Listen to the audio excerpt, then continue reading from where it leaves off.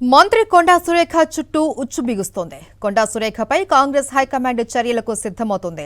సుష్మిత వ్యాఖ్యలపై సురేఖ ఇచ్చిన వివరణపై సంతృప్తి చెందని క్రమశిక్షణ కమిటీ మరోసారి నోటీసులు ఇచ్చేందుకు సిద్ధమైంది. కొండా సురేఖపై చర్యలు తీసుకోవాలి అని నిన్న వరంగల్ జిల్లా కాంగ్రెస్ నేతలు తీర్మానించగా ఇవాళ కొండా సురేఖను బర్తరఫ్ చేయాలి అని హైకమాండ్కు 20 మంది ఎమ్మెల్యేలు లేఖ రాశారు.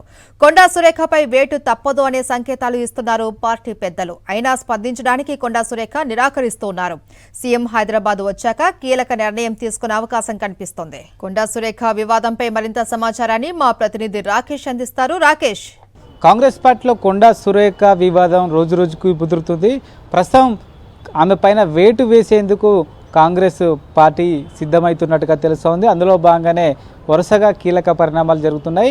నిన్న సాయంత్రం వరంగల్ జిల్లాకు సంబంధించిన ముఖ్య నాయకులు ప్రెస్ మీట్ పెట్టి తీవ్రస్థాయిలో కొండా సురేఖ పైన ఆరోపణలు చేసి ఒక తీర్మానం చేశారు. ఆమె పైన కఠిన చర్యలు తీసుకోవాలంటూ కూడా డిమాండ్ చేసిన పరిస్థితి. ఇక ఈరోజు ఉదయం సిఎల్పి కేంద్రంగా 20 మంది ఎమ్మెల్యేలు ప్రెస్ మీట్లు పెట్టి కొండా సురేఖను ప్రభుత్వం నుంచి బర్తరఫ్ చేయాలని కూడా డిమాండ్ చేసిన పరిస్థితి. మరోవైపు క్రమశిక్షణ కమిటీకి ఇచ్చిన వివరణకు సంతృప్తి చెందకపోవడంతో మరోసారి నోటీసులు ఇచ్చేందుకు క్రమశిక్షణ కమిటీ సిద్ధమవుతున్నట్టుగా తెలుస్తూ ఉంది. మొత్తం ఈ ఎపిసోడ్ కనుక చూస్తే కొండా సురేఖ పైన చర్యలకు కాంగ్రెస్ పార్టీ సిద్ధమవుతున్నట్టుగా ఆ సంకేతాలు అయితే కనిపిస్తున్నాయి. దీనికి పలువురు కాంగ్రెస్ పెద్దలు కూడా మద్దతు ఇస్తున్నట్టుగా తెలుస్తూ ఉంది.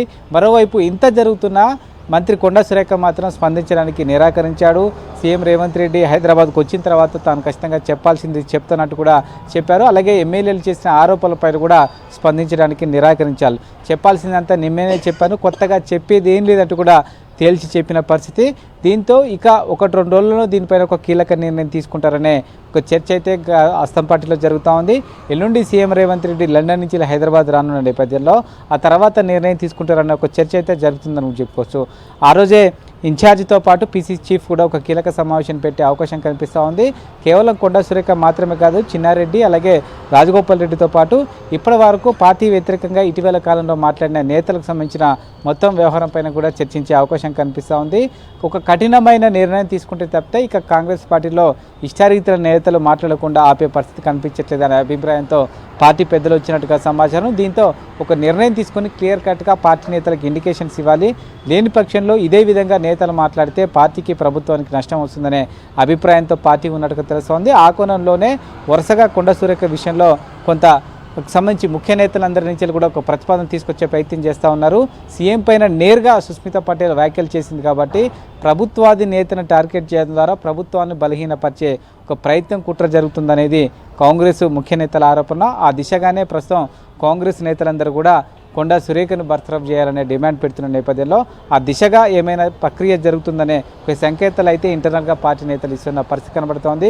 చూడాలి, రేపు ఎల్లుండి కొండా సురేఖ స్పందించే అవకాశం ఉన్నట్టుగా తెలుస్తూ ఉంది.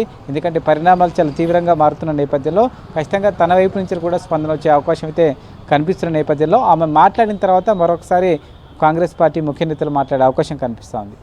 Right, thank you Rakesh. మరిన్ని అప్డేట్స్ కోసం ఛానల్ను సబ్స్క్రైబ్ చేయండి. నోటిఫికేషన్స్ కోసం బెల్ ఐకాన్ పై క్లిక్ చేయండి.